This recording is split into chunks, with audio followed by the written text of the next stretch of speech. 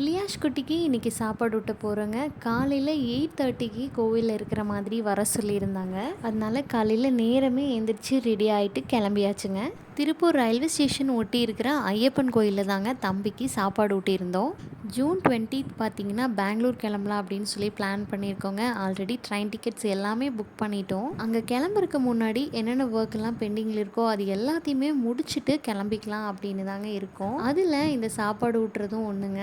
அதனால் என்னோடய ஹஸ்பண்ட் வந்த அன்னைக்கு நம்ம டக்குன்னு இதை பண்ணிடலாம் அப்படின்னு சொல்லிட்டு முடிவு பண்ணிட்டோம். என்னோடய அண்ணன் பையனுக்கு பார்த்திங்கன்னா இங்கே தாங்க சாப்பாடு ஊட்டினாங்க. அதே மாதிரி நம்ம தம்பிக்கும் இங்கே பண்ணிடலாம் அப்படின்னு சொல்லிட்டு தான் வந்தோம். கோயிலில் ரெனோவேஷன் ஒர்க் போயிட்டு இருந்ததுங்க. சீக்கிரமாகவே கும்பாபிஷேகம் பண்ணுறதா ஐடியா இருக்குது அப்படின்னு சொல்லியிருந்தாங்க.